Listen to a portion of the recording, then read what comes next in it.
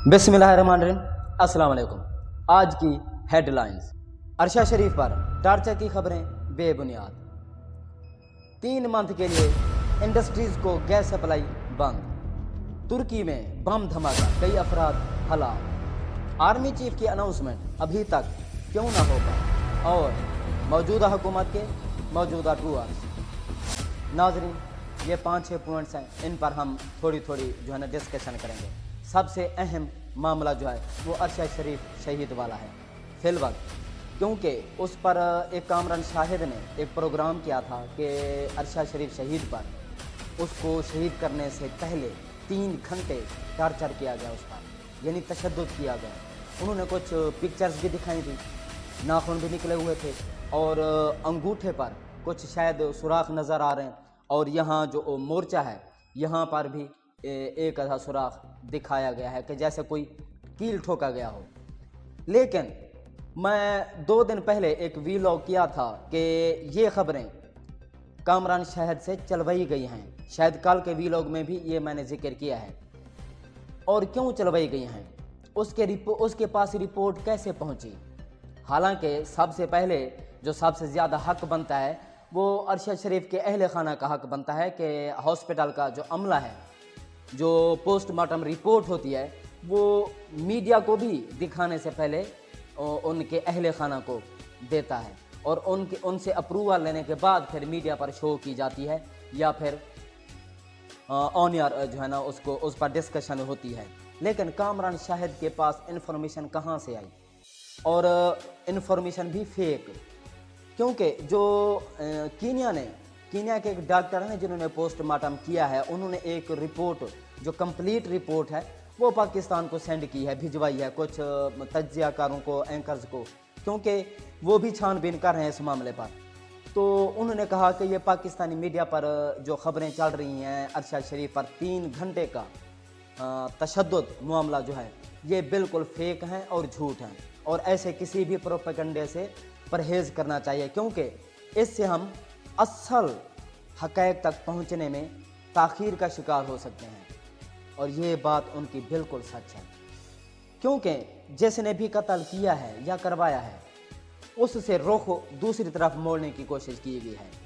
इसमें कुछ और लोग ऐड करने की कोशिश की जा रही है कि ये मामला जो है ये किसी एक फ़र्द वाहिद पर, या जिसके पीछे कत्ल जिसने किया उसके पीछे माइंड सेट जो है किसका है, उस तक पहुंचने के लिए जो है ना एक जाल बिछाया गया है कि मामला ऐसा हो जाए कि कन्फ्यूजन का शिकार हो जाए और कोई भी तहकीकात जो हैं वो कमज़ोर पड़ जाएं, मामले की तह तक पहुंचना मुश्किल हो जाएगा। इसलिए अरशद शरीफ की जो पोस्टमार्टम रिपोर्ट है उसको तोड़ मरोड़ कर पेश किया गया है। जो पिम्स हॉस्पिटल ने रिपोर्ट पेश किया उसमें भी तशद्दुद नहीं है, कीनिया की रिपोर्ट में भी नहीं है। तो फिर ये खबर किस लिए चलवाई गई, क्यों चलवाई गई। नाखून भी निकाले गए हैं DNA टेस्ट के लिए, लेकिन उस पर जो है ना कामरान शाहिद साहब ने गलत तज्जिया किया है, और ये एक तो उनके जो अहल खाना है उनको परेशान करने,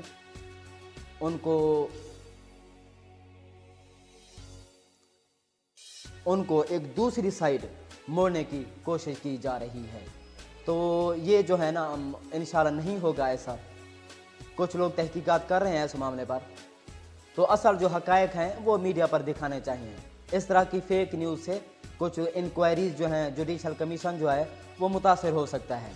तो इसकी भी छानबीन होनी चाहिए, इसकी भी तहकीकात होनी चाहिए कि कामरान शाहिद को रिपोर्ट्स कैसे नहीं पहुँचाई और क्यों चलवाई गई। एक और अहम मामला है जी, मैंने आपको 3-4 महीने पहले वीलॉग में बताया था कि दिसंबर में जो गैस सप्लाई है ये ख़त्म हो जाएगी। 2 बहरान मैंने आपके सामने रखे थे, एक गंदम का, दूसरा गैस का, क्योंकि जब ये आए थे तो इन्होंने सबसे पहले अपने काम ख़त्म करने की कोशिश की थी। जो अवाम के काम पड़े हुए हैं जैसे महंगाई, बेरोज़गारी, ये जो मसले मसाइल हैं इसको ख़त्म करने की बजाय इन्होंने अपने काम ख़त्म किए हैं।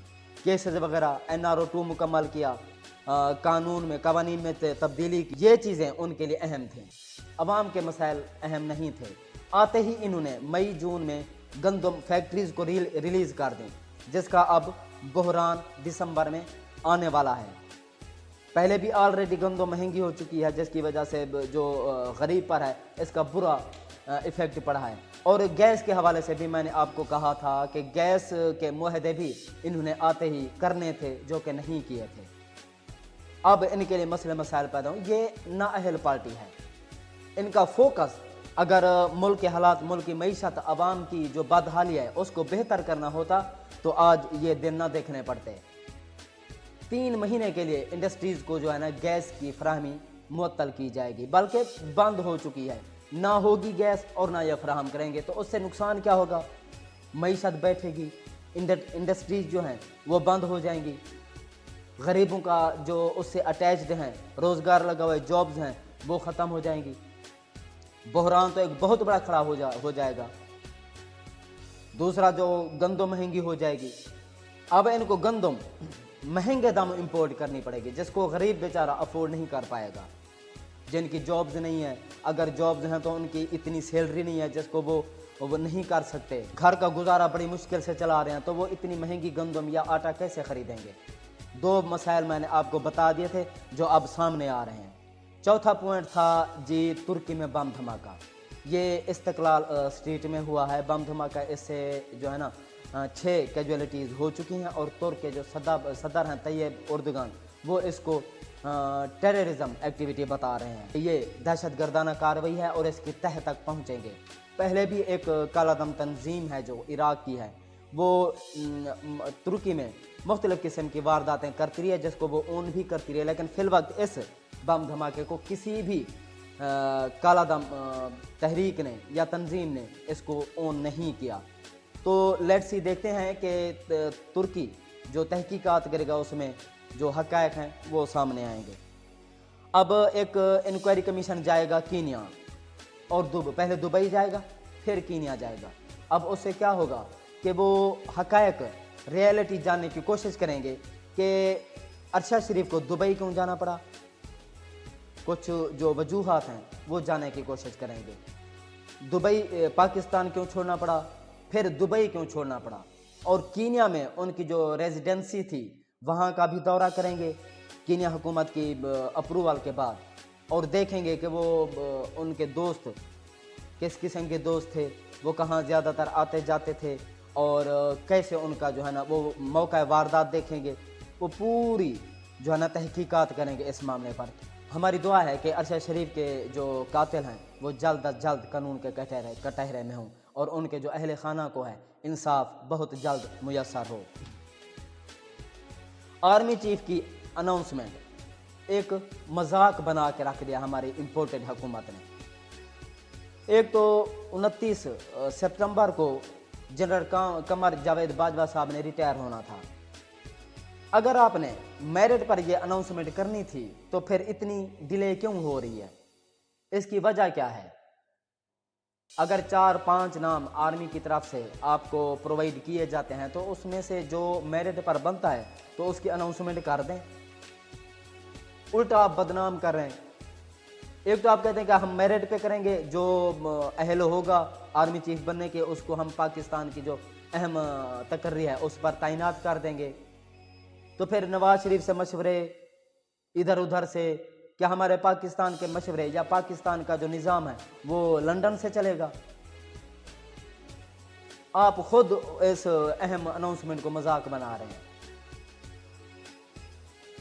اول تو 2-3 لوگ جو ہیں زرداری صاحب، شہباز شریف صاحب اور نواز شریف صاحب، ان کا تو حق ہی نہیں بنتا، جو کرمنل ہیں، مختلف وارداتوں میں ملوث ہیں، مختلف قسم کے کیسز ہیں، کرپشن کے، لوٹ مار، منی لانڈرنگ، بدعنوانی، چوری، تو یہ اہم جو امپورٹنٹ اناؤنسمنٹ ہے وہ کیسے کر سکتے ہیں؟ اس پر بھی ہمارے اداروں کو سوچنا چاہیے کہ جن لوگوں کو آپ لوگ کہتے کہ یہ چور ہیں، کرپٹ ہیں، لٹیرے ہیں، ملک کو لوٹ کر کھا جائیں گے، تو پھر اب اہم اناؤنسمنٹ یہ کیسے کر سکتے ہیں؟ یہ بھی عوام کی طرف سے ایک بہت بڑا سوال ہے، کیونکہ وہ بھی کنفیوژن کا شکار ہے۔ اب آتے ہیں جی موجودہ حکومت کے موجودہ ٹورز، جتنے امپورٹنٹ حکومت اور اس کے وفاقی جو وزراء ہیں بیرون ملک کے جو ٹورز ہیں کر چکے ہیں، اتنا عمران خان نے 3 سالہ دور میں نہیں کیے، اور انہوں نے 6-7 مہینے میں کر دیے ہیں۔ 3 4 بار انہوں نے حج کر لیے ہیں، کبھی ترکی، کبھی ایران، کبھی امریکہ، کبھی لندن، اور 5ویں 6ٹھی بار تو شہباز شریف صاحب جا رہے ہیں۔ یہ ہو کیا رہا ہے؟ کبھی آپ کہتے ہیں کہ ہمارے پاس ایک ٹیڈی نہیں ہے، پھوٹی کوڑی نہیں ہے زہر کھانے کے لیے، تو یہ اتنا عوام کا پیسہ جو ہے قوم کا اتنا کیوں ضائع ہو رہا ہے؟ کبھی آپ ڈنر پر لندن جا رہے ہیں، کام کوئی اور ہوتا ہے، کبھی آپ پیشی پر ہائی کورٹ لندن کورٹ میں جا رہے ہیں۔ ایک تو آپ ملک نہیں چلا پا رہے، دوسرا آپ کی جو IMF سے ڈیلنگ ہے وہ طے نہیں ہو رہی، آپ کو قرضے نہیں مل رہے، کوئی آپ کو منہ نہیں لگا رہا، دوسرا آپ کے یہ جو عیاشیاں ہیں یہ ختم نہیں ہو رہی۔